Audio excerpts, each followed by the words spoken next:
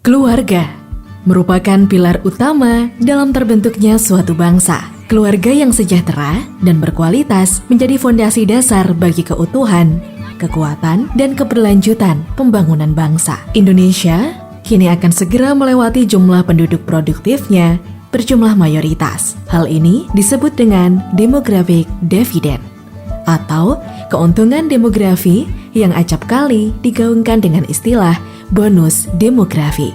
Berdasarkan data Direktorat Jenderal Kependudukan dan Pencatatan Sipil atau Dukcapil, Kementerian Dalam Negeri, jumlah penduduk Indonesia mencapai 275,36 juta jiwa pada Juni 2022. Dari jumlah tersebut, terdapat 190,83 juta jiwa atau 69,3% penduduk Indonesia yang masuk kategori usia produktif, yakni usia 15 hingga 64 tahun.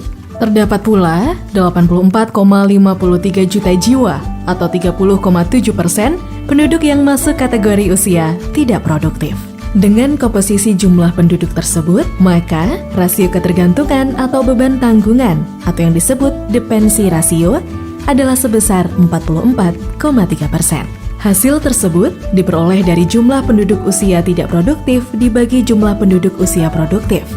Angka ketergantungan sebesar 44,3%, artinya setiap 100 penduduk usia produktif menanggung sebanyak 44-45 jiwa penduduk usia produktif. Ketika sebuah negara mengalami bonus demografi, yaitu memiliki proporsi penduduk usia produktif yang lebih besar daripada penduduk non-produktif, terdapat potensi besar untuk pertumbuhan ekonomi yang cepat, serta peningkatan kesejahteraan. Namun, ada beberapa kondisi yang gagal untuk dimanfaatkan dengan baik karena bisa terjadi misdemographic dividend. Hal tersebut dapat berpengaruh kepada bonus demografi jilid 2, di mana aging population bertambah, namun tidak produktif, sakit-sakitan, dan relatif miskin.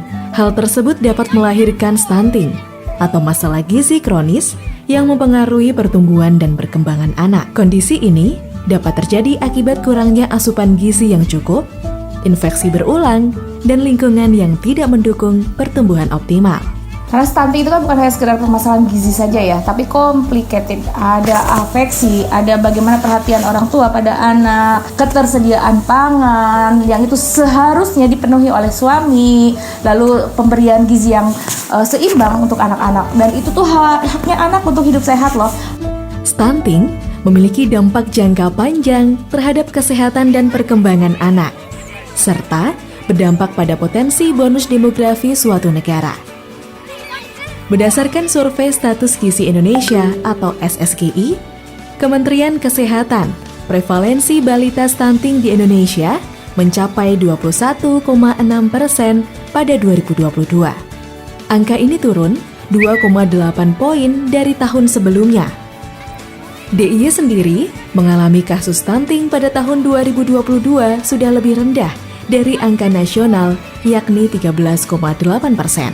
Diketahui, angka stunting nasional tahun 2022 mencapai 21,6%.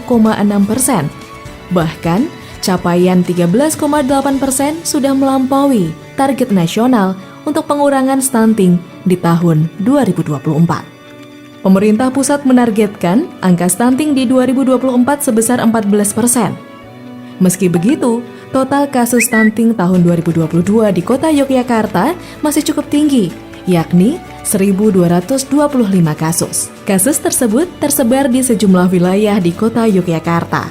Untuk mencegah kasus stunting yang masih cukup tinggi di Indonesia, keluarga menjadi salah satu pondasi yang paling penting. Dan jangan lupa kita harus punya visi keluarga yang kokoh juga, yang harus kita sepakati dari awal sebelum kita menikah atau ketika di awal pernikahan kita sepakati visi keluarga kita. Keluarga juga wajib memiliki kesadaran dan pengetahuan yang baik mengenai bagaimana mendapatkan dan memberikan nutrisi pada anak. Nutrisi pada anak tidak harus mahal. Yang terpenting adalah kualitasnya. Ingat ya, makanan bergizi itu tidak harus yang mahal. Anda harus cerdas memilih dan memilah bahan makanan yang berkualitas. Selain parenting atau pola pengasuhan yang baik, diperlukan juga rangsangan psikososial meliputi simulasi yang dilakukan orang tua pada bayi dan anak, kebersihan dan sanitasi yang baik juga menjadi faktor penting dalam mendukung tumbuh kembang optimal pada anak. MKFM Jogja memperingati Hari Keluarga Nasional menuju keluarga bebas stunting untuk Indonesia maju.